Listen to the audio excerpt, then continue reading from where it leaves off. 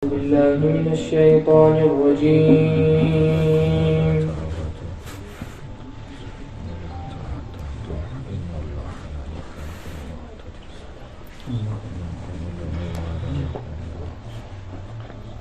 بسم الله الرحمن الرحيم.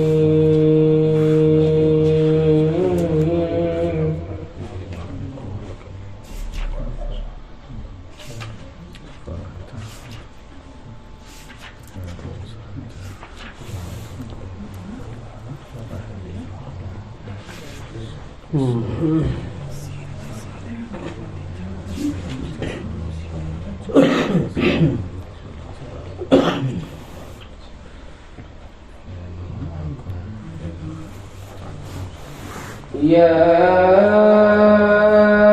أيها الذين آمنوا استعينوا بالصبر والصلاة إن الله مع الصابرين.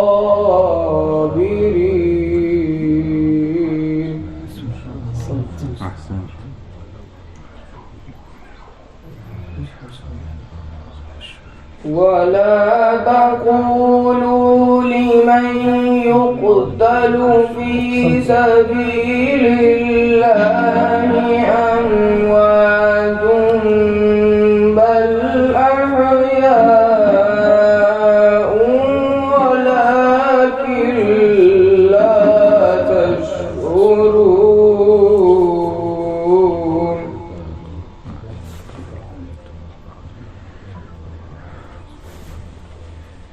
ولنبلونكم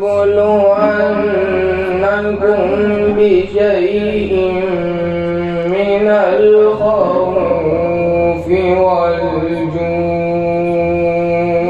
ونقص من الأموال والأنفس والثمرات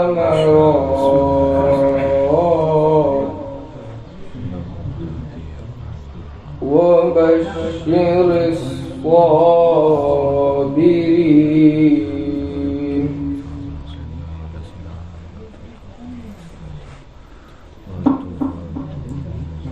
الذين إذا أصابتهم مصيبة قالوا إنا لله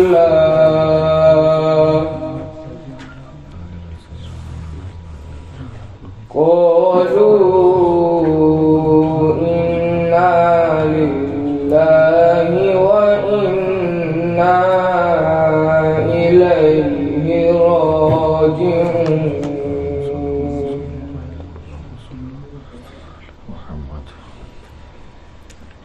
أولئك عليهم صلوات من ربهم ورحمة وأولئك هم المهتدون.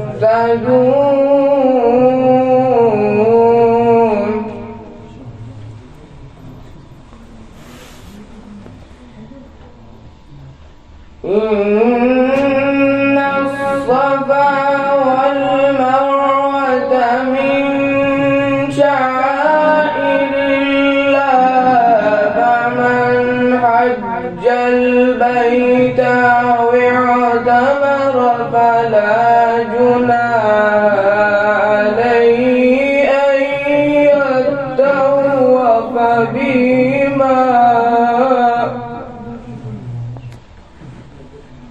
ومن تطوع خيرا فإن الله شاكر عليم.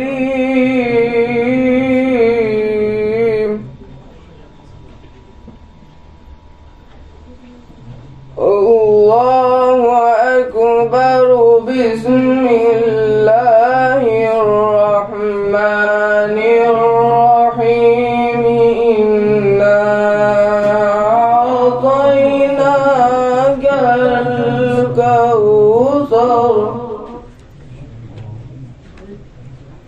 فصل لربك وانهر إن شانئك هو الأبتر صدق الله العلي العظيم اللهم صل وسلم وزد وبارك على رسول الله وآله الأطهار على رسول الله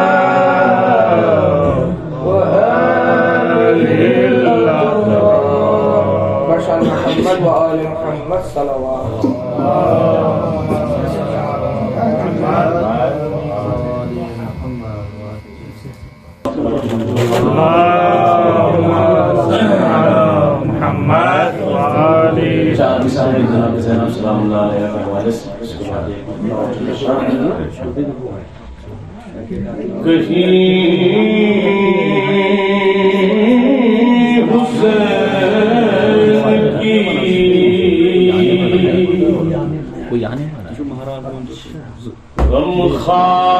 غمخوار بن کے بولے گی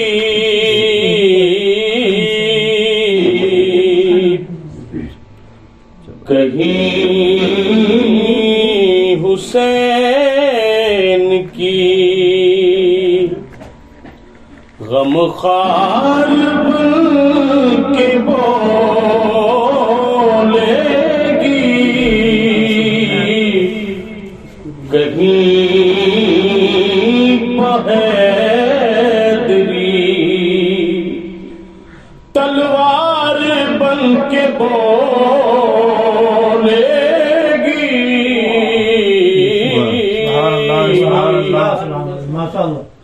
یزید دیکھنا بعد شہادت غازی علی کی بیٹی علمدار بن کے بولے گی علی کی بیٹی ایک صلوات کا سہارا دیں محمد وعلی محمد. ایک مطلع ہو چند اشعار مولانا امیر کے حوالے سے چونکہ یہ مہینہ تمام سے منسوب ہے. بیزار جو رہتے ہیں حیدر کی ولایت سے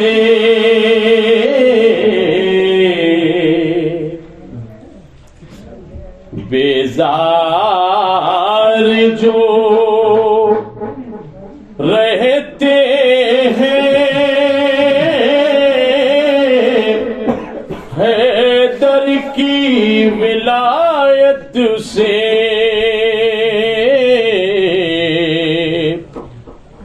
بیزار جو رہتے ہیں حیدر کی ولایت سے محروم وہ ہوتے ہیں اللہ کی رحمت سے محروم وہ ہوتے ہیں اللہ کی رحمت سے. اور یہاں سے پورا شعر کیا رتبہ حیدر ہے کیا ان کی فضیلت ہے کیا رتبہ حیدر ہے،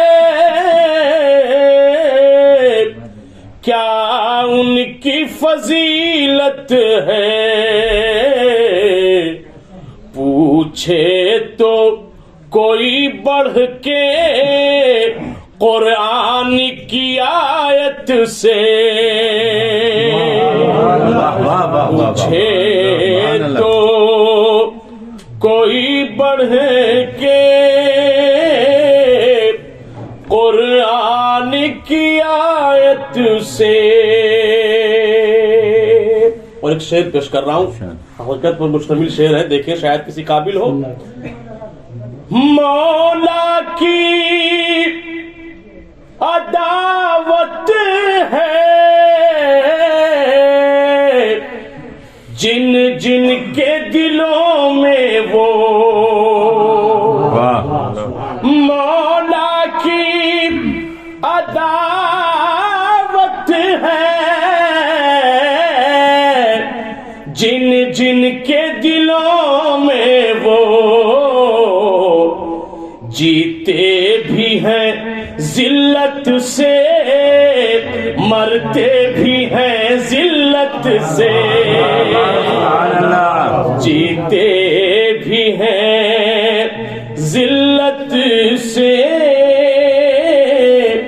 مرتے بھی ہیں ذلت سے، اور جو آلے محمد کے دشمن ہے زمانے میں، جو آلے محمد کے دشمن ہے زمانے میں، ہرگز نہ بچیں گے وہ اللہ کی لعنت سے، ہرگز نہ بچیں گے وہ اللہ کی لعنت سے۔ اور چونکہ ایک مرحوم کی اصالہ ثواب کی مجلس ہے، اس تناظر میں بھی مرنے والا جب مر کے قبر کی منزلوں کو طے کرتا ہے، جب زیرے لحد آئے مولا تو کہا دل نے،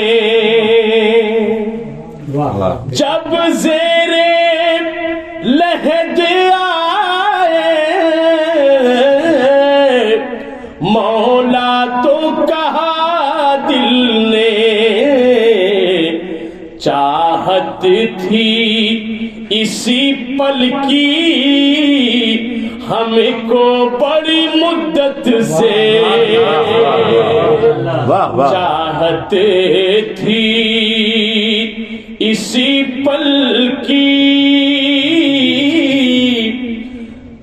چاہت تھی اسی پل کی ہم کو بڑی مدت سے۔ اور یہ شعر بھی دیکھیں ایک الگ جہت، اللہ ہدایت دے یہ کیسے مسلمان ہیں، اللہ ہدایت دے یہ کیسے مسلمان ہیں، مرتے ہیں محمد پر بیزار ہے عطرت سے، مرتے ہیں محمد پر بیزار ہے عطرت سے، کیا مرحب انتر کا قصہ وہ بھلا بیٹھے، انکار جو کرتے ہیں حیدر کی شجاعت سے، انکار جو کرتے ہیں حیدر کی شجاعت سے، اور کیوں خوف ہو محشر کا، کیوں خوف ہو دوزخ کا، دامن ہے علی کا جب اس ہاتھ میں قسمت سے، دامن ہے، اور جب زیر لحد آئے مولا تو کہا دل نے، چاہت تھی اسی پل کی مجھ کو بڑی مدت سے، بیزار جو رہتے ہیں حیدر کی عداوت سے، محروم وہ ہوتے ہیں اللہ کی رحمت سے۔ صلوات پڑھے پر محمد وآل محمد۔ اللہم صلی علی محمد وآل محمد۔ فاتحہ۔ لا حول ولا قوة إلا بالله العلي العظيم۔ أعوذ بالله من الشيطان اللعين الرجيم۔ بسم الله الرحمن الرحيم۔ الحمد لله رب العالمين، والعاقبة للمتقين، والجنة للموحدين، والنار للكافرين، ثم الصلاة والسلام والتحية والإكرام على الرسول النبي الأمي العربي المكي المدني البطهي الأبتهي الكوكب الدري النور المضيء حبيب إله العالمين أبي القاسم محمد۔ اللهم صل على محمد وآل محمد وعلى أهل بيته الطيبين الطاهرين المعصومين المكرمين الكهف الحسين وغياث المزدر المستكين وملجأ الهاربين وعصمة المعتصمين الذين أذهب الله عنهم الرجس وطهرهم تطهيرا۔ اللهم صل على محمد وآل محمد۔ لا سيما الإمام المبين بقية الله في الأراضين وحجته على الخلق أجمعين، الإمام الثاني عشر الحجة المهدي المنتظر، صلوات الله وسلامه عليه، ولعنة الله على أعداء الله وعلى أعدائهم ومنكري فضائلهم وعصمتهم وغاصبي حقوقهم أجمعين من يومنا هذا إلى قيام يوم الدين، أما بعد، فقد قال رسول الله صلى الله عليه وآله وسلم: الويل لمن شك في فضل فاطمة، صلوات الله عليها، صلاة محمد۔ اللهم صل على محمد وآل محمد۔ حضرات سے گزارش ہے کہ ایک مرتبہ سورہ حمد، تین مرتبہ سورہ توحید کی تلاوت فرما کر مرحوم و مغفور غلام حسنین غلام حسین کو وصال فرمائیں۔ صلوات محمد و آل محمد.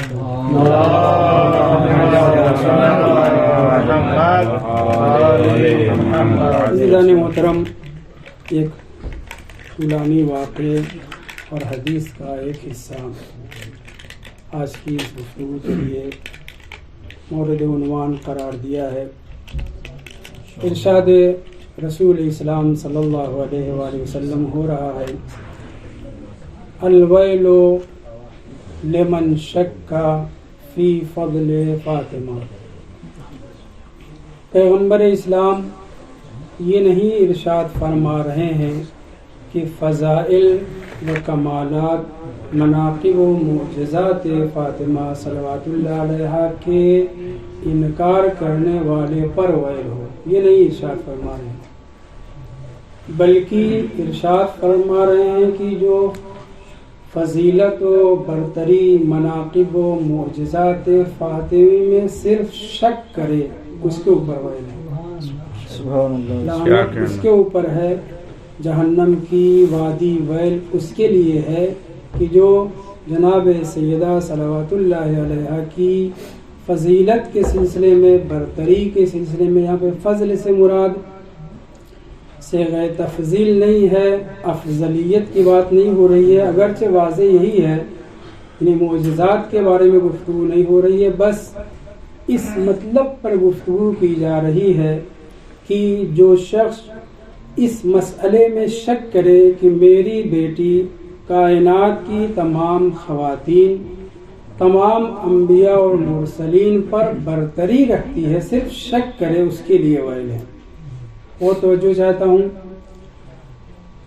چند خواتین ہیں جنہیں خداوند متعال نے اپنی توفیق اور عنایت سے کمال عطا فرمایا. مکمل جو ہوئی وہ چند خواتین، 4-5 کا نام بھی ذکر ہوا ہے. ان میں سر فہرست حضرت مریم کا نام آتا ہے کہ جنہیں خدا نے مصطفیٰ، مطہرہ، آیت، صدیقہ، ولیہ، ایک نبی کی بیٹی اور ایک عظیم الشان اولوالعزم پیغمبر کی ماں قرار دیا. اس قدر عظیم الشان تھی چونکہ ان کا کوئی کفو نہیں تھا اس زمانے میں، اس لیے انہیں اللہ نے بغیر شوہر کے بیٹا عطا کیا، کیونکہ کوئی ان کا کفو نہیں تھا. کفو آئندہ ہوگا تھا نہیں، اس لیے حضرت مریم بغیر شادی کے رہیں اور اللہ نے انہیں معجزاتی طور پر بیٹا عطا کیا. اور ان کی عصمت اور پاکیزگی کی دلیل ایک اولوالعزم پیغمبر گہوارے سے اپنی نبوت کے اعلان کے ساتھ، اپنی ابدیت کے اعلان کے ساتھ معجزہ قرار پا رہا ہے حضرت مریم کے لیے.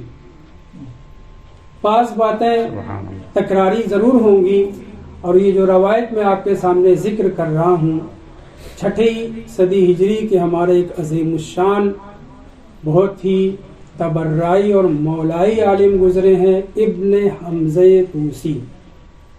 آپ کی کتاب الساقف فی المناقب بہت پیاری کتاب ہے، بہت اچھی کتاب ہے. درس میں تذکرہ کرتا رہتا ہوں. اسی کتاب سے یہ واقعہ میں آپ کے سامنے نقل کر رہا ہوں، جس کا ایک ٹکڑا پہلے ہی میں نے آپ کے سامنے پیش کر دیا. یہ وہ انوکھا معجزہ ہے جناب زہرا صلوات اللہ علیہا کا کہ جس کا علم، جس واقعے سے باخبر 95 ہجری میں کائنات کا اس زمانے کا سب سے بڑا ڈکٹیٹر، سب سے بڑا ظالم، مسلمانوں کا ہیرو ظلم و ستم میں حجاج ابن یوسف 95 ہجری میں مرا. 3 سال پہلے یا 4 سال پہلے یا 5 سال پہلے سن 91 میں یا 92 میں یا 93 میں رسول خدا کا ایک درباری ملا صحابی انس ابن مالک، آپ حضرات واقف ہیں اس شخص سے، بعض تعریفی کلمات بھی اس سے نقل ہوئے ہیں. مجبور تھا اہل بیت کی اور خاص طور سے امیر المومنین علیہ السلام کی تعریف کرنے پر 91 میں یا 92 میں یا 93 میں اس دنیا سے رخصت ہوا. جہاں اس کو پہنچنا چاہیے تھا پہنچا. 2 سال کے بعد کائنات کا سب سے بڑا ظالم اس زمانے کا حجاج ابن یوسف اس دنیا سے رخصت ہوا۔ 2 سال پہلے مرنے والے صحابی رسول نے ایک مرتبہ دربار حجاج ابن یوسف میں حاضر ہیں۔ حجاج واقعے سے واقف تھا جس واقعے کو میں نقل کرنا چاہ رہا ہوں، اور اس کی تصدیق کے لیے انس ابن مالک کو مخاطب کرتا ہے، کہتا ہے انس وہ روایت بیان کرو، کیا وہ واقعہ درست ہے جو ام المؤمنین فلانی سے نقل ہوا ہے، ہم تک پہنچا ہے؟ ام المؤمنین آپ حضرات جانتے ہیں قرآنی ام المؤمنین، ورنہ ہم اسے ام الفاسقین کہتے ہیں۔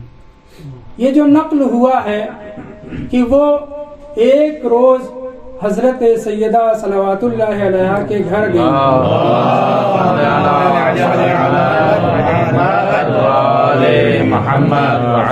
اس روز جناب سیدہ صلوات اللہ علیہا حریرہ بنا رہی تھی، ایک مخصوص غذا جو عراق میں اور عربوں میں کہوں، عراق میں نہیں، مشہور ہے حلوہ کے عنوان سے، چربی، کھجور اور بھنا ہوا آٹا مخلوط کر کے وہ غذا تیار کی جاتی ہے جو عربوں کو کھانے کے بعد بہت زیادہ پسند ہے۔ اس کے مختلف نام ہیں، روایت میں جو ذکر ہوا ہے وہ حریرہ ذکر ہوا ہے۔ حجاج ابن یوسف پوچھ رہا ہے انس ابن مالک صحابی رسول خدا سے کہ یہ جو مجھ تک واقعہ نقل ہوا ہے، جس میں میں اپنی الفاظ میں کہہ رہا ہوں، جس میں جناب سیدہ صلوات اللہ علیہا کی بہت بڑی عظمت ہے، کیا تم نے بھی اس واقعے کو سنا ہے؟ حجاج ابن یوسف انس ابن مالک سے پوچھ رہا ہے، 2 سال کا فرق ہے دونوں میں مرنے میں، اور یہ شخص بھی کافی عمر رسیدہ تھا۔ جب اس نے پوچھا کہ کیا یہ واقعہ، یہ داستان درست ہے کہ جس میں حضرت زہرا صلوات اللہ علیہا کی بہت بڑی فضیلت ہے، تو اس نے واقعے کو ذکر کیا اور انس ابن مالک نے اس کی تائید کی۔ واقعہ کیا تھا؟ واقعہ یہ تھا کہ یہ ملعونہ جس کا میں نے عنوان قرآنی، لقب قرآنی کے ساتھ تذکرہ کیا، خدمت حضرت زہرا صلوات اللہ علیہا میں پہنچتی ہے۔ کیا دیکھتی ہے کہ جناب سیدہ وہ مخصوص کھانا بنا رہی ہیں، دیگچی میں آٹا ڈال چکی ہے، چربی ڈال چکی ہے، کھجور یا دوسری چیزیں مخلوط کر کے وہ ڈال چکی ہیں، اور روایت ہے ان القدر کان یبقبق، بقبقہ کہتے ہیں ہم، آپ اپنی اردو میں جانتے ہیں، دیگچی جب پکنے لگتی ہے اس کے اندر آواز پیدا ہونا شروع ہو جاتی ہے، کھولنے لگتا ہے وہ سامان جو کھانے کے اندر ہوتا ہے، آخری مرحلے میں ہوتا ہے۔ تو جناب سیدہ صلوات اللہ علیہا نے جب یہ منظر دیکھا، وہ نقل کر رہی ہے، تو ایک مرتبہ آپ نے دیگچی کے اندر موجود مواد کو کرچھل نہیں تھا، کفگیر نہیں تھی، جناب سیدہ نے اپنے دست مبارک کو ہانڈی کے اندر ڈالا اور حرکت دینا شروع کر دیا۔ روایت کا فقرہ یاد رہے، یبقبقو، وہ کھول رہا تھا، وہ پک رہا تھا۔ جناب سیدہ نے جب اپنا دست مبارک ہانڈی کے اندر ڈالا اور حرکت دی، تو روایت کہتی ہے فخرجت عائشہ فزعہ مزعومہ الی ودخلت علی ابیہا۔ یہ منظر دیکھ کر کے وہ برداشت نہیں کر سکی، تحمل نہیں کر سکی، یہ معجزہ، یہ منظر کہ دست مبارک سے آگ ان کے اوپر اثر انداز نہیں ہو رہا۔ یہ واقعہ میں بہت پہلے ذکر کر چکا ہوں، مناسبت ہے تو ذکر کر رہا ہوں۔ روایت کیا کہتی ہے؟ خرجت نام کے بعد فزع، گھبرائی ہوئی، پریشان، ہراساں، خوف میں، مذعورہ، زار، یہ جو مگامبی ہے کیا، وہ جو واکسن لگ جاتا ہے، تبدیل ہو جاتے ہیں، اس کو کیا بولتے ہیں، رنگ ان کا چینج ہوتا جاتا ہے، جسم مر کے زندہ ہو گئے ہوں، جیسے اس کا لفظ کیا استعمال کرتے ہیں، مغامبی، ایسے کچھ لفظ استعمال کرتے ہیں آج کل، ویسے گھبرا کر کے باہر نکلی. جانا چاہیے تھا رسول اسلام کے پاس، بتانا چاہیے تھا کہ اے اللہ کے رسول، میں نے آج آپ کی دختر نیک اختر سے یہ معجزہ دیکھا. نہیں، شوہر کے پاس نہیں گئی، بھاگ کر کے اپنے باپ کے پاس گئی. باپ سے ذکر کیا، ایسے ایسے فاطمہ کر رہی تھی، مجھے بہت حیرت ہوئی، آپ کیا فرماتے ہیں؟ تو اس نے کہا اکتمی ان ھذا امر عظیم. اے میری پیاری بیٹی، اس واقعے کو چھپاؤ، اس معجزے کو چھپاؤ، اس میں جناب سیدہ کی بہت بڑی عظمت ہے، معجزہ ہے، بہت بڑی منقبت ہے، اسے چھپاؤ. لیکن ہلکے پیٹ کی بیٹی شوہر سے اپنے باپ سے بیان کرنے کے بعد، اب یا باپ پیٹ کا ہلکا تھا یا بیٹی اس کا تو پیٹ ہلکا تھا، ہمیں پتا ہے، برابر بیان کیا کرتی تھی. بہرحال کانوں کان یہ بات پیغمبر اسلام تک پہنچی. آپ منبر پر تشریف لے گئے، خطبہ ارشاد فرمانے کے بعد فرماتے ہیں، توجہ چاہتا ہوں، لوگوں کو کیا ہو گیا ہے، حمد و ثناء الہی کے بعد لوگوں کو کیا ہو گیا ہے کہ ہم آل محمد کے سلسلے میں یہ لوگ بہت زیادہ تعجب و استعجاب کے شکار ہو جاتے ہیں. وَيَسْتَكْثِرُونَ مِنَ الْقِدْرِ وَالنَّارِ. توجہ، اور ہماری ذات سے صادر ہونے والے بعض ہلکے پھلکے معجزے کو، میں اپنے الفاظ میں کہہ رہا ہوں، ہلکے پھلکے معجزے کو یستکثرون، اسے بہت بڑا سمجھتے ہیں، بہت زیادہ سمجھتے ہیں. دوسرے لفظوں میں رسول اسلام کہنا چاہتے ہیں یہ تو ہمارے بائیں ہاتھ کا کھیل ہے، اس میں تعجب کی کیا بات ہے، یہ تو بہت چھوٹا سا معجزہ ہے، اسے بڑا سمجھنے کی کیا ضرورت ہے. اس کے بعد رسول اسلام نے فرمایا ان اللہ تعالی حرم النار علی لحم فاطمہ و دمہا و شعرہا و عصبہا.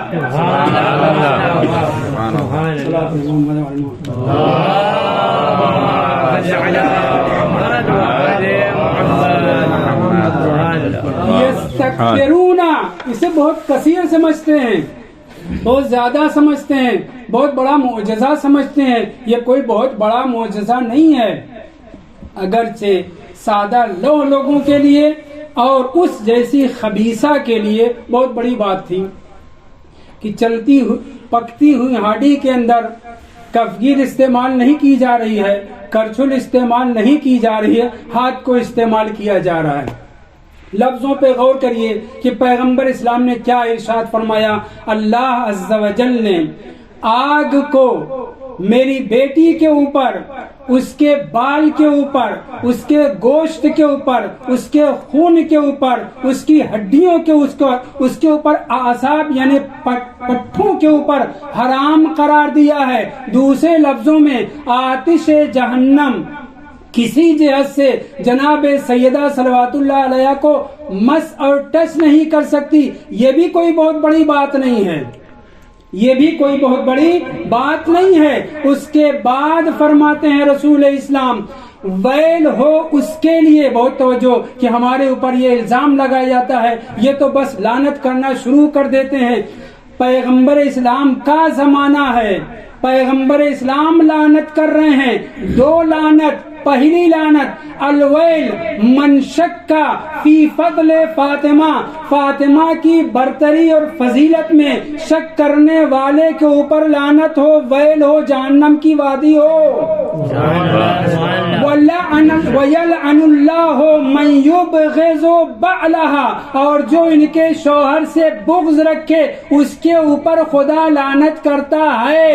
ابھی خلافت نہیں رائج ہوئی ہے، ابھی رسول اسلام موجود ہیں. پیغمبر اسلام نے لعنت کر کے یہ بتلا دیا جناب سیدہ کی فضیلت میں شک کرنے والے، ان کی برتری میں شک کرنے والے اس زمانے میں بھی موجود تھے، اور ان میں سر فہرست بغض رکھنے والا شوہر جناب سیدہ سے یعنی امیر المومنین سے بغض رکھنے والے پر جناب رسول خدا نہ صرف یہ کہ خود لعنت کر رہے ہیں بلکہ کہہ رہے ہیں کہ خداوند متعال لعنت کرتا ہے اس کے اوپر جو فضل سیدہ میں اور شوہر سیدہ میں شک و شبہ کرتا ہے یا ان سے بغض رکھتا ہے.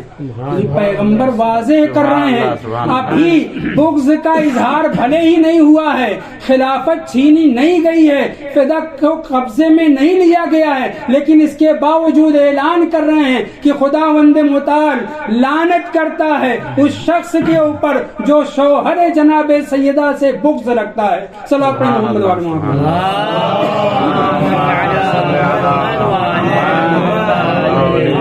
عبارت یہیں پہ ختم نہیں ہو جاتی, واقعہ یہیں پہ ختم نہیں ہو جاتا. توجہ رہے, شروع گفتگو وہاں سے ہوئی ہے کہ حجاج ابن یوسف اس واقعے کو جانتا تھا. تصدیق کے لیے اپنے زمانے کے مشہور صحابی جو بغض اہل بیت بھی رکھتا تھا مگر بعض فضائل بھی اس نے ذکر کیے ہیں, اس سے تصدیق کرا رہا ہے. روایت کہتی ہے پیغمبر اسلام منبر پر تشریف لے گئے, فضیلت اور برتری میں شک کرنے والے کے لیے ویل کی بد دعا کی اور ان کے شوہر سے بغض رکھنے والے پر خدا کی لعنت کا اعلان کیا. اور اس کے بعد آپ نے فرمایا نہ صرف یہ کہ آتش جہنم جناب سیدہ کے اوپر حرام ہے بلکہ اللہ نے ان کی نسل میں بھی ہونے والے مؤمنین اور ان کے شیعوں کے اوپر بھی آتش جہنم کو حرام قرار دے دیا ہے. ان کے شیعوں کے اوپر بھی آتش جہنم کو حرام قرار دیا ہے. وہیں پر ایک فقرہ یہ بھی ہے, اور ان من نسل فاطمہ, بہت توجہ چاہتا ہوں, ان من نسل فاطمہ من تطیعہ النار والشمس والقمر والنجوم والجبال. یہ تو عظمت سیدہ صلوات اللہ علیہا ہے, اور ان کے اولاد اور ان کے شیعوں کے اوپر آتش جہنم حرام ہے. لیکن ایک وقت ایسا بھی آئے گا کہ نسل فاطمہ صلوات اللہ علیہا سے ایک ایسا عظیم الشان انسان ہوگا, امام ہوگا کہ جس کی اطاعت آگ بھی کرے گی, سورج بھی کرے گا, چاند بھی کرے گا, ستارے بھی اطاعت کریں گے, پہاڑ بھی اطاعت کریں گے, یعنی امام مہدی علیہ الصلوۃ والسلام.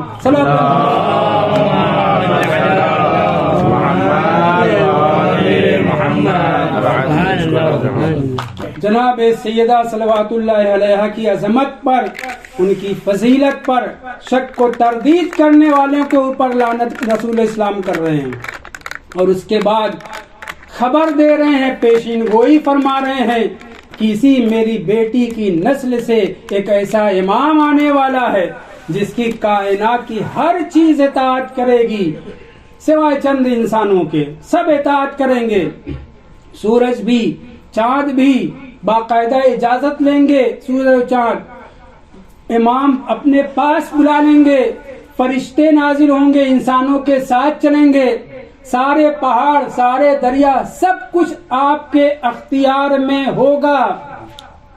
زمین اپنے خزانوں کی کنجیاں آپ کے حوالے کر دے گی. تعبیر مختلف ذکر ہوئی ہے, یعنی دوسرے لفظوں میں کائنات آپ کے اختیار میں ہوگی. کیا ہے نہیں؟ تو جو چاہتا ہوں, کیا ہے نہیں؟ یقیناً ساری کائنات کے سلطان ائمہ طاہرین علیہم السلام ہیں. خدا خالق کائنات ہے, رب العالمین ہے, اور سلطان العالمین محمد و آل محمد علیہ السلام.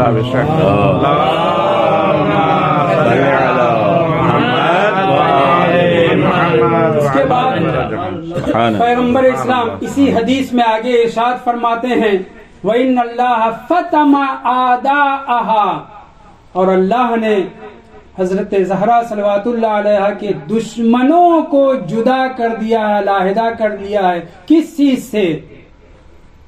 ان حبھا بعض میں ہے, ان ودھا بعض میں ہے, ان معرفتھا, یعنی جناب سیدہ صلوات اللہ علیہا کی معرفت جن کے دل میں بغض ہے جناب سیدہ صلوات اللہ علیہا کا، ان کے اندر ایک مرتبہ انسان انجانے میں انکار کرتا ہے، جہود نہیں کفر۔ ایک مرتبہ کفر ایسا ہے کہ جہالت میں کتنے کافر شیعہ ہو جاتے ہیں، مومن ہو جاتے ہیں، کتنے مسلمان جو بہکے ہوئے ہیں ہدایت یافتہ ہو جاتے ہیں، لیکن جن کے دل میں بغض محمد والے محمد بیٹھ جاتا ہے، راسخ ہو جاتا ہے، پھر آپ ان کے سامنے دنیا اڈیل دیں۔ میں نہیں کہہ رہا، معصومین نے ارشاد فرمایا ہے، پھر وہ پلٹ کر کے واپس آنے والے نہیں ہیں۔ ہزاروں دلیلیں، ہزاروں کتابیں ان کے سامنے پیش کر دی جائیں، وہ راہ راست پر نہیں آ سکتے، کیونکہ ان کی اماؤں کی طرح ان کے دل کو ٹیڑھا کر دیا گیا۔ صلاۃ محمد علیہ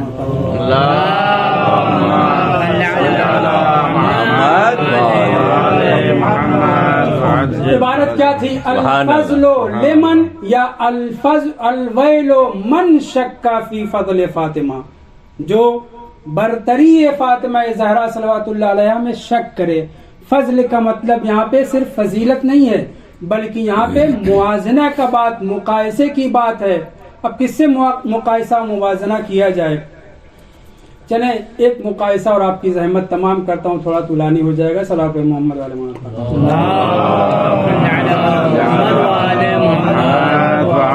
محمد۔ کائنات کی سب سے پہلی خاتون، سب کی ماں، ام البشر حضرت حوا سلام اللہ علیہا۔ روایات میں اختلاف ہے، 8ویں امام نے شدت سے مذمت کی ہے ان لوگوں کی جو یہ کہتے نظر آئے کہ بیٹی بیٹا یعنی بھائی بہنوں میں آپس میں شادی ہوئی، لیکن ہمارے یہاں جو روایت ہے اس سے غلط فہمی نہ ہو کہ اللہ عز و جل نے حضرت آدم کو طینت سے عظیم الارض سے پیدا کیا اور حضرت حوا کو حضرت آدم سے خلق کیا۔ حضرت آدم سے خلق ہونے کا مطلب یہ نہیں ہے کہ ان کی پسلی سے خلق ہوئے وغیرہ وغیرہ، کیونکہ اس میں بہت سی قباحت لازم آتی ہے جس کے سلسلے میں معصومین نے لعنت کی ہے۔ اس کی توجیہ اور تعویل آخر میں جو ذکر کیا گیا ہے کلام میں وہ یہ ہے فہمت النساء الرجال۔ اس کو وضاحت کرنے کے لیے پہلے میں اس بات کو ذکر کرنا چاہوں گا کہ یہ جو کہا گیا ہے فَخَلَقَ حَوَّا مِنْ آدم، اس کا مطلب ہرگز یہ نہیں ہے کہ ان کی پسلی سے، ان کے عضو بدن سے حضرت حوا کو خلق کیا گیا۔ ہمارے معصومین علیہ السلام نے شدت سے انکار کیا بلکہ لعنت کی ہے۔ تو پھر یہ عبارت جو وارد ہوئی اس کا کیا مطلب؟ اس کا مطلب وہی ہے جو روایت کے آخر میں علت کے طور پر ذکر کیا جا رہا ہے۔ حدیث طینت آپ نے بارہا سنا ہوگا کہ چونکہ ہمارے شیعہ ہماری بچی ہوئی طینت سے پیدا ہوئے ہیں، لہٰذا ان کے دل ہماری طرف میلان رکھتے ہیں، جھکاؤ رکھتے ہیں، ہم کو چاہتے ہیں۔ ہوا، چاہت، محبت ان کی ہماری طرف ہوتی ہے۔ تو وہاں پہ کیا بیان کیا گیا حدیث طینت میں؟ یعنی میلان، جھکاؤ، رجحان اہل بیت کے چاہنے والوں کا اہل بیت کی طرف ہوتا ہے۔ یہاں پہ حضرت آدم سے خلقت کا مطلب ایک نفس سے ہیں، ایک جان سے ہیں، ایک روح سے نفخ ہو کر کے مختلف اجسام و ارواح بنے ہیں۔ وہاں پہ بھی طینت کی گویا بات ہے کہ حضرت آدم کی طینت سے حضرت حوا پیدا ہوئی ہیں، اس لیے الفت اور انسیت پائی جاتی ہے۔ جھکاؤ عورتوں کا مردوں کی طرف یا مردوں کا عورتوں کی طرف ہوتا ہے، اگرچہ بالعکس روایت میں ذکر نہیں ہوا ہے۔ تو مطلب کیا ہے؟ جھکاؤ، رجحان، یہ بیان کرنا مقصود ہے، نہ کہ معاذ اللہ جسم کے کسی حصے سے حضرت حوا کو خلق کیا گیا ہو۔ بہرحال اس سلسلے میں باتیں بہت ہیں۔ جناب حوا اور جناب آدم دونوں سے خطا ہوئی تھی، دونوں نے اپنے نفس کے اوپر ظلم کیا تھا۔ روایت کہتی ہے جنت سے نکالے جانے کے بعد اعتزلھا آدم حین فرق بینہما، 200 سال کا فاصلہ ہوا ملنے میں۔ میں آپ کے سامنے کبھی یہ تذکرہ کر چکا ہوں، جلدی سے آگے بڑھنا چاہ رہا ہوں۔ 200 سال کے بعد حضرت آدم اور حوا صفا و مروہ پہ پہنچے اور دونوں نے ایک دوسرے کو دیکھا۔ دیکھنے کے باوجود روایت کہتی ہے چونکہ اللہ نے اس ترک اولا کی وجہ سے ان دونوں کے درمیان فرق کر دیا تھا، فاصلہ کر دیا تھا، اس لیے حضرت آدم علیہ السلام، چھٹے امام کی روایت ہے، حضرت آدم علیہ السلام کانا یتحدث بالنہار، صرف دن میں حضرت حوا کے سامنے بیٹھ کر کے محو گفتگو ہوتے تھے، اور جب رات آ جاتی تھی تو دونوں اپنے اپنے ٹھکانے چلے جاتے تھے۔ روایت میں ایک فقرہ ذکر ہوا ہے، صرف ترجمہ مجبوری ہے کہ کر رہا ہوں، کہ نفس امارہ غالب نہ آئے، نبی کے اوپر نفس امارہ غالب نہیں آتا، لیکن بہرحال انسانوں کو سمجھانے کے لیے یا احتیاط برتنے کے لیے کہا گیا ہو کہ حضرت آدم علیہ السلام دن میں تو حوا سے گفتگو کرتے تھے، لیکن جو ہی رات آنا شروع ہو جاتی تھی حضرت آدم جدا ہو جاتے تھے۔ یہ تو ہے اس روایت میں کہ گفتگو کرتے تھے، لیکن دوسری روایت میں امام صادق علیہ السلام سے ہی وارد ہوا ہے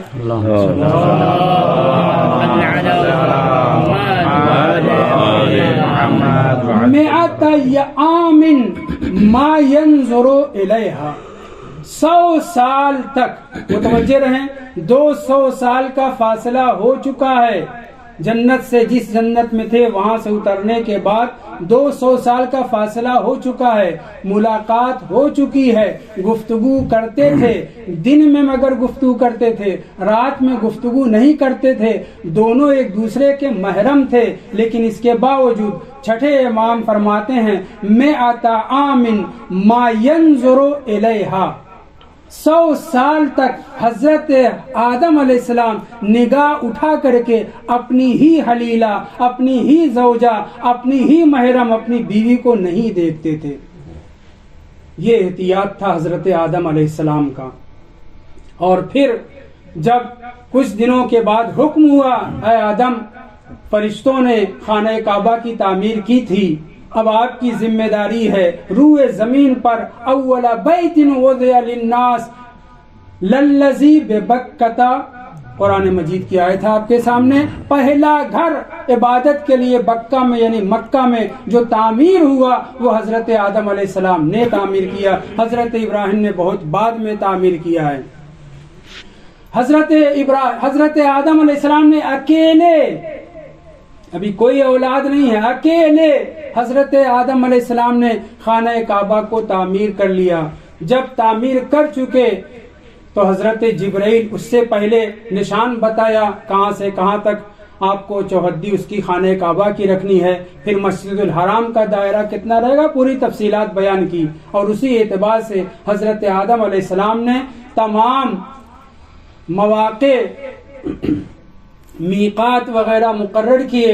روایت کہتی ہے کہ جب خانہ کعبہ تعمیر کر چکے تب جبرائیل نے کہا اے آدم اب چلیے فلاں جگہ چلیے، منا لے گئے، مشعر لے گئے، مزدلفہ لے گئے، عرفات لے گئے، ہر جگہ کے اعمال حضرت آدم کو جبرائیل بتاتے جاتے تھے، اور حضرت آدم پہلے سوال کرتے تھے کہ یہ عمل اتنی مرتبہ کیوں کرنا ہے، 7 مرتبہ کیوں طواف کرنا ہے، سعی صفا و مروہ 7 مرتبہ کیوں کرنا ہے، یہاں اتنی دیر تک کیوں رکنا، پوری تفصیل ہے، روایت میں دیکھ لیجئے گا آپ حضرات۔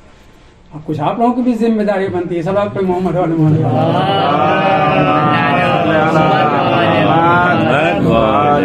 یہاں تک کہ اعمال بجا لاتے رہے، قربانی کا حکم ہوا، دمبا حاضر ہوا، قربانی کی، اس کے بعد سر تراشنے کی بات آئی، سر کو بھی تراشا، وہاں کے سارے اعمال مناسک حج کرنے کے بعد، بہت توجہ، تمام اعمال بجا لانے کے بعد ایک مرتبہ پھر خانہ کعبہ کے پاس حضرت جبرائیل حضرت آدم کو لے کر کے آئے اور کہا اے آدم، توجہ رہے، اب تک صرف گفتگو ہوتی تھی، ان کی طرف نگاہ اٹھا کر کے نہیں دیکھتے تھے، حالانکہ محرم تھی، زوجہ تھی، بیوی تھی۔ روایت کہتی ہے جبرائیل نے حضرت آدم علیہ السلام کو سارے مناسک بیان کرنے کے بعد، سکھانے کے بعد، اعمال بھی کرانے کے بعد، آخر میں پھر خانہ کعبہ کے پاس لے کر کے آئے اور کہا اے آدم، ابھی ایک آخری عمل، واجب عمل باقی ہے، اور وہ تفصیلات روایت میں موجود ہے، اور وہ یہ ہے کہ اے آدم، اگر چاہتے ہو کہ تمہاری زوجہ، تمہاری حلیلہ، تمہاری محرم تمہارے لیے پھر سے حلال ہو جائے، تو تمہیں اس خانہ کعبہ کا بے عنوان طواف النساء 7 چکر لگانا ہے. اور پھر حضرت آدم علیہ السلام نے آخری 7 چکر لگائے خانہ کعبہ کے، اور جیسے ہی 7 طواف مکمل ہو گئے جناب جبرائیل نے حضرت آدم سے کہا حلت لکا زوجتک، اب تمہاری زوجہ تمہارے لیے حلال ہو گئی. سبحان اللہ سبحان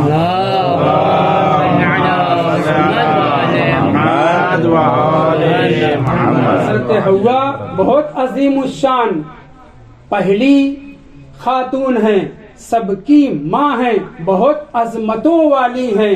روایات میں ان کی بڑی قدر کی گئی ہے، اور ہم سب کے لیے حکم یہ ہے کہ ہم ان کا احترام کریں. صلوات اللہ علیہ، سلام اللہ علیہ، اس طرح کے کلمات کے ساتھ ان کو یاد کریں. مگر اس خاتون نے بھی ایک خطا کی ہے جسے ترک اولا ہی کہا جائے گا، اور وہ خطا بھی اس دنیا میں آنے سے پہلے کیا حضرت آدم سے یہ کہا گیا تھا اے آدم خبردار، تثنیے کے صیغے کے ساتھ خبردار، عین حسد سے جسے رشک کا ترجمہ کرنا چاہیے، عین رشک کے ساتھ آپ ان بزرگواروں کی عظمت کی طرف نہ دیکھیے گا. اہل بیت طاہرین علیہم السلام کے انوار کی طرف، اشباح کی طرف، سایوں کی طرف، اسماء کی طرف اشارہ کر کے یہ کہا گیا تھا کہ ان کی عظمت اور منزلت جو میرے نزدیک ہے اس پر کبھی رشک نہ کریے گا. مگر روایت کہتی ہے، کہاں تک صحیح ہے وہ تحقیق کی ضرورت ہے، کہ جناب سیدہ صلوات اللہ علیہ کی عظمتوں، فضیلتوں، منقبتوں کو دیکھ کر حضرت حوا رشک کر بیٹھی. سبحان اللہ. حضرت آدم ہی نے صرف غلطی نہیں کی ہے، فتابا تسنیہ کا صیغہ استعمال ہوا ہے، فتکونا من الظالمین تسنیہ کا صیغہ حضرت آدم سے بھی ترک اولا ہوا، حضرت خدیجہ سے بھی ہوا ہے، اور دونوں نے توبہ و استغفار کیا ہے. اور استغفار اور توبہ بھی کیسے؟ انہی بزرگواروں کے نام کا اور حق کا واسطہ دے کر کے. صلوات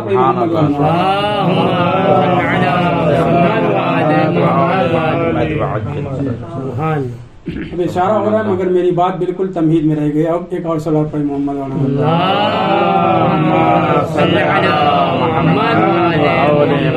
جناب آدم علیہ السلام نے سب سے پہلے، نبی اور امام اجتہاد نہیں کرتا، استنباط نہیں کرتا، لیکن علی الظاہر تاریخ اجتہاد شروع ہی ہوتی ہے حضرت آدم علیہ السلام سے. جب آپ نے واسطہ دے کر کے اہل بیت طاہرین علیہ السلام کا دعا کی، اپنے توبہ کی مغفرت، اپنے لیے ترک اولا کی توبہ اور مغفرت چاہی، تو خداوند متعال کا توبہ کو قبول کرنے، ترک اولا کی مغفرت کرنے سے پہلے ایک سوال ہوا، وما علمک بمحمد، محمد و آل محمد ظاہراً ہے، تمہیں محمد و آل محمد کا علم کہاں سے ہوا، شناخت کہاں سے ہوئی، واسطہ کیسے دیا؟ تب حضرت آدم علیہ السلام نے بظاہر استنباط اور اجتہاد یہ کیا کہ آپ نے بیان کیا، پالنے والے جب تو نے میرے پیکر میں روح پھونکی اور میں نے آسمان کی طرف دیکھا تو مجھے انوار نظر آئے، اور تیرے نام کے پہلو میں چند اشخاص کے نام دیکھ کر کے علمت انہ لیس احد اعظم عندک مما قرنت اسمہ ما اسمک. میں نے اس دن یہ سمجھ لیا تھا، اسی دن یہ درک کر لیا تھا کہ تیرے نزدیک کوئی اگر سب سے زیادہ عظیم الشان ہے تو یہ وہی لوگ ہیں جن کے نام کو تو نے اپنے نام کے ساتھ رکھا ہے. دوسرے لفظوں میں حضرت آدم علیہ السلام چھٹے امام کے صحابی کی طرح، جس نے پوچھا تھا مولا سر کا کچھ ہی حصہ کیوں مسح کرنا ہے، تو امام نے کہا تھا لمکان البا، با من بازیت کے معنی میں ہے، اس لیے سر کے کچھ حصے کا مسح کر رہا ہے. امام اسے استنباط کا طریقہ سکھا رہے تھے. ویسے ہی حضرت آدم علیہ السلام نے اسماء 14 معصومین کو اللہ کے نام کے ساتھ دیکھ کر کے یہ استنباط کر لیا کہ کائنات میں اگر کوئی اشخاص، کوئی کچھ لوگ سب سے زیادہ عظمت رکھنے والے ہیں تو یہی ہیں جن کے نام خدا کے نام کے ساتھ ہیں. اس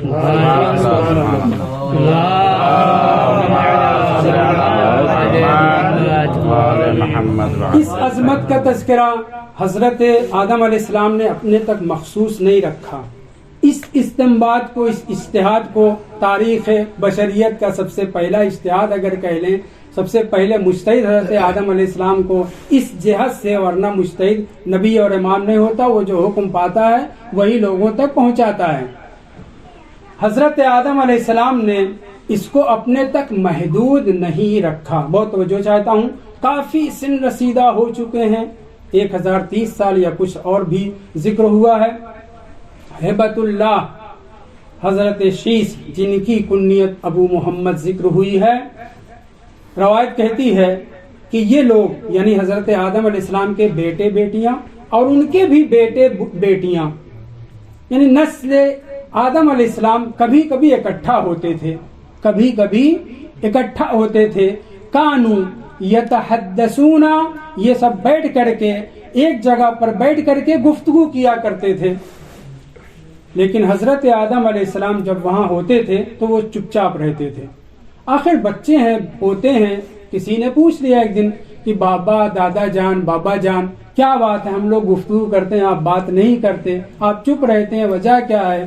تو حضرت آدم نے ایک راز کھولا اور کہا اس کی وجہ یہ ہے کہ تم لوگ ہر بات کرتے ہو، واعظ و نصیحت کی بات ہو، امر بالمعروف اور نہی عن المنکر کی بات ہو، موعظہ وغیرہ کی بات ہو تو میں شرکت کروں، لیکن تم لوگ کچھ بھی باتیں کرتے ہو میں چپ رہتا ہوں. اس کی وجہ یہ ہے کہ جس دن بارگاہ احدیت سے، حضیرت القدس سے، خدا کی بارگاہ سے مجھے نکالا جا رہا تھا، اس دن خدا نے مجھ سے ایک عہد و پیمان لیا تھا اور یہ کہا تھا اے آدم، اگر پلٹ کر کے میری بارگاہ میں پھر پہنچنا ہے تو اقل الکلام ترجع الی جواری، گفتگو کم کرنا، ضرورت کے تحت بات کرنا، امر بالمعروف کرنا ہے، نہی عن المنکر کرنا ہے، فضائل و معجزات اہل بیت بیان کرنا ہے، لیکن اس سے ہٹ کر کے گفتگو مت کرنا.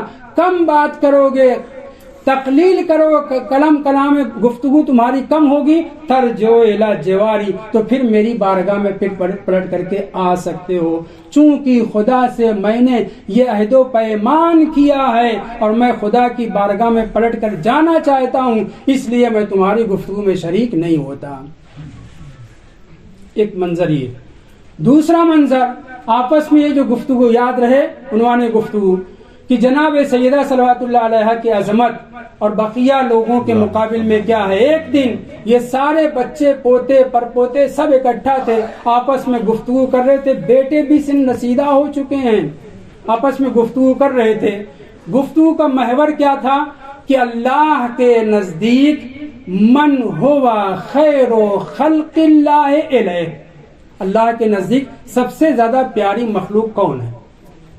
ایک گروہ حضرت آدم کے بیٹوں یا پوتوں اور پوتیوں کا کہہ رہا تھا خیر و خلق اللہ ابونا آدم علیہ السلام. کائنات میں اس وقت ساری مخلوق میں سب سے بڑی، سب سے بہتر اور برتر، اخیر و افضل مخلوق ہمارے بابا آدم علیہ السلام ہیں. بیٹے کہہ رہے تھے ہمارے بابا، پوتے پوتیاں کہہ رہے تھے ہمارے دادا سب سے بڑھ کر کے افضل ہیں. دوسرا گروہ تسلیم نہیں کر رہا تھا، کوئی غیر نہیں ہے، سب آدم کے اولاد، پوتے پوتیاں، بیٹے بیٹیاں ہیں. دوسرا گروہ کہہ رہا تھا الملائکۃ المقربون، نہیں، اللہ کے فرشتے جو کبھی کوئی خطا بھی نہیں کر کے ترک اولا بھی نہیں ہے، وہم بامرہ یعملون، وہ افضل ہے. ہمارے دادا جان تو ترک اولا کر کے اس دنیا میں آئے ہیں. تو وہ لوگ کہہ رہے تھے نہیں، الملائکۃ المقربون. تیسرا گروہ کہہ رہا تھا نہ، سارے مقرب فرشتے نہیں، مقرب فرشتوں میں بھی درجات ہیں. تیسرا گروہ کہہ رہا تھا حملۃ العرش، جو عرش اعظم کو سنبھالے ہوئے ہیں، حاملین عرش ہیں، وہ افضل ہیں. یہ گفتگو چل ہی رہی تھی، کوئی نتیجہ نہیں تھا. بیٹے بیٹیاں، پوتے پوتیاں کے اتنے میں حضرت ہیبت اللہ شیس علیہ السلام والد بزم ہوئے. لوگوں نے آتے ہوئے دیکھا، ان کے بھائیوں نے، بہنوں نے، پوتوں نے، پوتیوں نے کہا لقد جاءکم من یفرج عنکم، وہ تمہارے درمیان آ گیا جو تمہارے مسئلے کا حل بیان کر دے گا۔ پہنچے حضرت شیس علیہ السلام، سلام کیا، بزم میں بیٹھے اور پوچھ لیا کیا گفتگو کر رہے تھے، عنوان گفتگو کیا تھا۔ جب عنوان گفتگو پتہ چلا، روایت کہتی ہے حضرت ہبت اللہ جن کے اوپر سب کو بھروسہ تھا کہ یہ جواب دے دیں گے، مسئلے کا حل تلاش کر دیں گے، انہوں نے جواب نہیں دیا، کھڑے ہو گئے، کہا میں ابھی تھوڑی دیر میں آتا ہوں۔ وہاں سے نکلے، باپ کے پاس پہنچے، اے بابا، آپ کے بیٹے بیٹیاں، آپ کے پوتے پوتیاں، یہ سب کے سب اکٹھا ہیں اور یہ گفتگو کر رہے ہیں کہ آپ افضل ہیں یا فرشتے، مقرب فرشتے افضل ہیں یا حاملین عرش افضل ہیں، کون ہیں؟ تو حضرت آدم کو اپنا استنباط یاد تھا، اپنا اجتہاد یاد تھا۔ میں اپنے الفاظ میں کہہ رہا ہوں، یہ نہ سمجھے کہ یہی فقرے حدیث کے ہیں۔ حضرت آدم نے فوراً حضرت شیس سے کہا، اے بیٹا، نہ تو حاملین عرش، نہ تو ملائکہ مقربین، نہ تمہارا باپ، ان میں سے کوئی بھی افضل خلائق نہیں ہے۔ اے میرے لال سنو کہ جب اللہ نے مجھے خلق کیا، میرے جسم میں روح کو پھونکا تو میں نے عرش کی طرف نظر اٹھائی۔ اب جو عرش کی طرف نظر اٹھائی تو میں نے اللہ کے نام کے ساتھ چہاردہ انوار اور ان کے نام اور ان کے پیکر اور سائے کو دیکھا۔ اس روز میں نے خود خدا سے سوال کیا تھا، اے پالنے والے، کیا مجھ سے بہتر بھی کوئی انسان تو نے اب سے مجھ سے پہلے خلق کیے ہیں؟ آواز قدرت آئی نہیں، آواز قدرت آئی نہیں۔ میں نے تم سے پہلے، تم سے بہتر کسی انسان کو، کسی بشر کو پیدا نہیں کیا ہے۔ حضرت آدم بھی ہمارے ذہنیت جیسے تھے، فوراً کہا یہ پھر کون ہے، یہ کون ہے؟ آواز قدرت آئی، اے آدم، یہ آپ ہی کی اولاد ہیں، وَلَوْلَاهُمْ لَمَا خَلَقْتُكُمَا، یہ آپ ہی کی اولاد ہیں، لیکن ابھی یہ ظاہری طور پر دنیا میں نہیں آئے ہیں، یہ نوری مخلوق ہیں، یہ روحانی مخلوق ہیں، یہ نور کا پیکر ہیں، یہ میرے انوار کی شعاعیں ہیں، ابھی یہ خلق نہیں ہوئے ہیں ظاہری طور پر۔ اس لیے میں نے کہا کہ تم سے پہلے میں نے کسی بشر کو پیدا نہیں کیا ہے۔ اے آدم، اگر ان کو پیدا کرنا نہ ہوتا تو نہ آپ کو پیدا کرتا، نہ ہوا کو پیدا کرتا۔ اور اس کے بعد روایت میں تفصیل ہے، آپ حضرات جانتے ہیں، نہ جنت نہ جہنم نہ زمین نہ آسمان کسی چیز کو خلق نہ کرتا، انوار اہل بیت ہر کائنات کی ہر شے سے افضل و برتر ہے۔ حضرت شیس نے وہاں سنا، آ کر کے منتقل کر دیا اپنے سارے بیٹوں تک، اپنے سارے پوتے پوتیوں تک، اور آج تک کے انسانوں پر جو آدمی ذات ہیں انہیں یہ ماننا پڑے گا کہ آدم اور شیس اور ان کی اولاد جو تسلیم کر رہی ہے وہی واقعی آدمی ذات ہے۔ یعنی کیا؟ یعنی محمد اور آل محمد افضل الخلائق خیر البریہ ہیں۔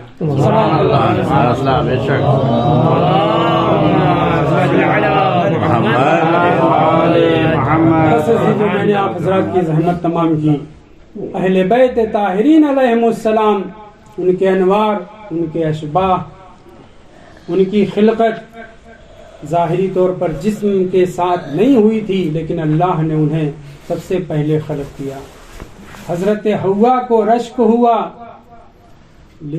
لیکن ان کے اس ترک اولا کو، ان کے رشک کو انہی بزرگواروں کے واسطے سے معاف کر دیا گیا۔ اتنی عظمتوں کی مالک جناب سیدہ صلوات اللہ علیہا، کیا بزم نبی میں بیٹھنے والے مسلمانوں کو، اصحاب رسول خدا کو پتہ نہیں تھا کہ جناب سیدہ صلوات اللہ علیہا کتنی عظمتوں کی مالک ہیں؟ کیا دربار نہ کہوں، بزم رسالت میں مسجد نبوی میں بیٹھنے والے اصحاب کو علم نہیں تھا کہ جناب سیدہ کے گھر کو رسول اسلام نے اپنا گھر کہا ہے، ان کے دروازے کو اپنا دروازہ کہا ہے، اپنی لخت جگر کے بارے میں فرمایا ہے۔ ان کی فضیلت کے سلسلے، فضیلت کا انکار نہیں بلکہ ان کی فضیلت میں شک کرنے والے کے لیے ویل ہے۔ سب کچھ معلوم تھا، لیکن حب الدنیا رأس کل خطیہ، یقیناً ہم آپ جانتے ہیں چن صحابہ حب دنیا داشتن مصطفیٰ را بی کفن بگذاشتن. اصحاب پیغمبر کے دل دنیا کی لالچ، مال و دولت اور ثروت کی لالچ میں بھر چکا تھا، اس لیے جناب رسول خدا کے جنازے کو بھی چھوڑا.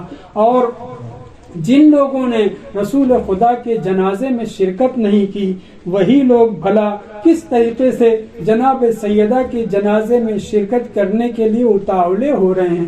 کیا وجہ ہے؟ وجہ ہمارے ایک بزرگ نے لکھی ہے، کہتے ہیں اپنی ظاہری حکومت کو شرعی رنگ دینا چاہ رہے تھے، اس لیے بذات الرسول کے جنازے کو تشییع کرنا چاہ رہے تھے، نماز جنازہ پڑھنا چاہ رہے تھے، لیکن جناب سیدہ نے اپنے شوہر حضرت علی مرتضیٰ کو وصیت کر دی تھی، اے علی اگر تم سے اس وصیت کے اوپر عمل ہو سکتا ہے تو میں آپ سے کروں ورنہ کسی اور سے کروں. وہ وصیت کیا تھی؟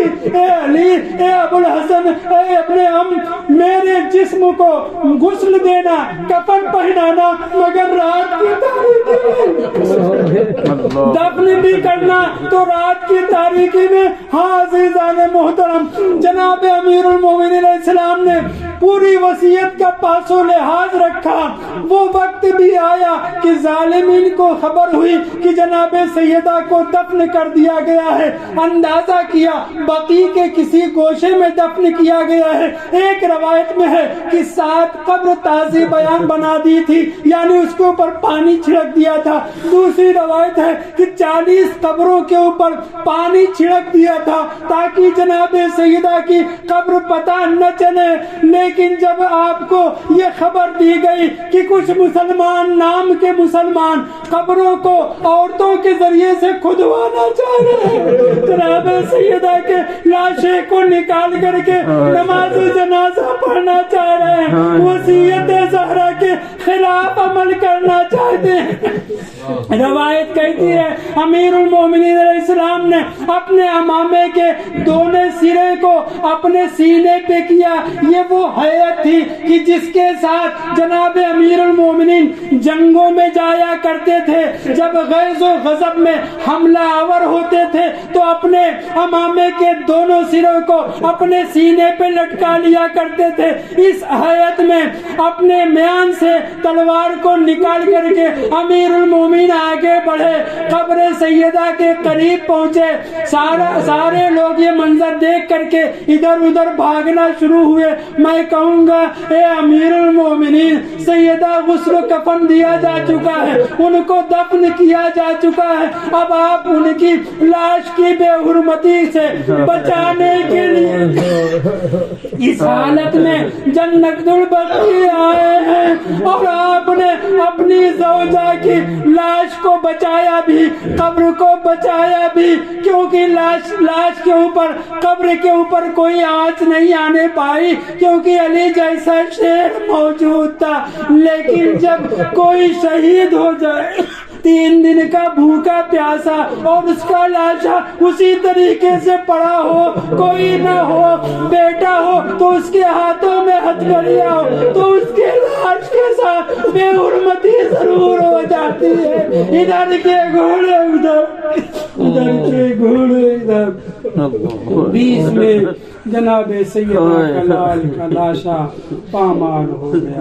وسيعلم الذين ظلموا أي منقلب الہی بحق الزہراء وابیہا وبعلہا وبنیہا السر المستودع فیہا. پالنے والے ہماری اس عبادت کو قبول فرما. اہل بیت کے چاہنے والے جہاں کہیں بھی ان کی جان، مال، عزت، آبرو کی حفاظت فرما. ہمیں زیادہ سے زیادہ اعمال صالحہ کرنے کی توفیق عنایت فرما. ماننے والے ہمارے امام کے ظہور میں تعجیل فرما. ہمیں ان کے اعوان و انصار میں شمار فرما. دعا سے گزارش ہے ایک مختصر رحم مختصر توحید کی تلاوت فرما کر مرحوم مغفور غلام حسنین ابن غلام رسول صاحب کی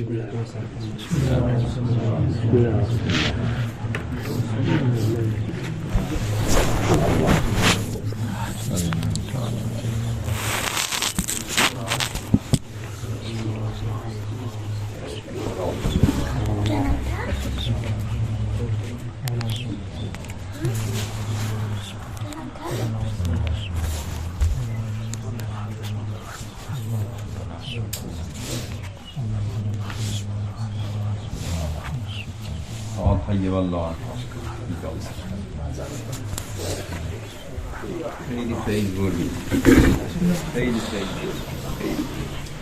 صلی اللہ علیہ یا ابا عبداللہ، السلام علیکم ابن رسول اللہ، السلام علیکم وعلی جدک و ابیک، السلام علیکم وعلی عمک و السلام علیکم وعلی ولدک الشہیدین علی، السلام علی الحسین وعلی علی بن الحسین وعلی اولاد الحسین وعلی اصحاب الحسین ورحمۃ اللہ وبرکاتہ۔ السلام علیکم یا غریب الغرباء، السلام علیکم یا حبیب السلام علیکم یا